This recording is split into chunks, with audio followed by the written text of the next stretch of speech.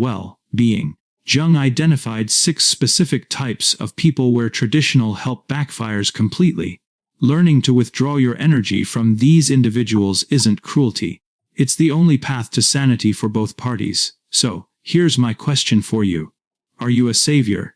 Do you constantly rescue people who don't actually want to be rescued? Because if that sounds familiar, you need to understand something critical about human psychology that Jung spent his entire career mapping. Let's start with the first type. Jung documented patients whose shadow wasn't anger or violence.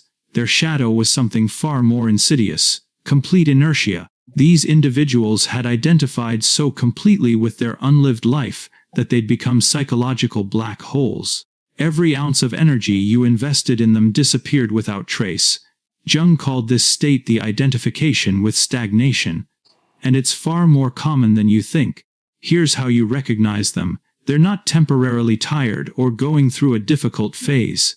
They've built an entire identity around not acting. They use philosophical superiority to justify practical paralysis. They speak about waiting for the perfect moment, about needing to feel inspired, about respecting their natural rhythms. But Jung saw through this immediately. This wasn't wisdom. This was fear wearing a spiritual mask. The chronically lazy person Jung described had one consistent pattern. They could articulate exactly what needed to be done with crystal clarity. They understood their problems, saw the solutions, even acknowledged the consequences of inaction, but they never moved. And here's the critical insight Jung discovered. Your help doesn't create momentum in these individuals.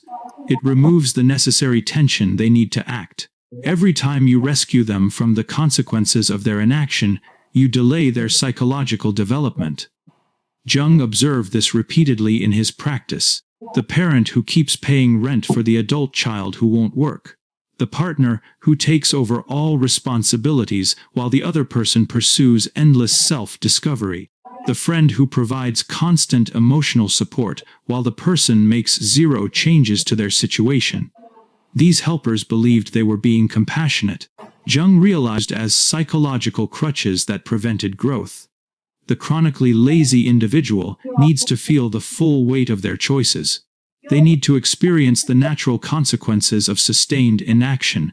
Your intervention delays this necessary crisis. Jung wrote that some people only grow through what he called productive suffering. Remove that suffering through misplaced compassion, and you remove their only motivation to change. Jung documented one particularly revealing case in his private notes. A 28-year-old man whose family had supported him for a decade while he claimed to be working on a novel. He had genuine talent, could discuss literature with sophistication, and seemed perpetually on the verge of breakthrough. But the novel never materialized. His family's financial support meant he never had to face the reality that he was using creative aspiration as an excuse for complete life avoidance. It wasn't until his father finally cut him off that the man was forced to confront his pattern. 6 months, he had steady employment. Within a year, he'd actually completed more writing than in the previous decade. The help had been the problem.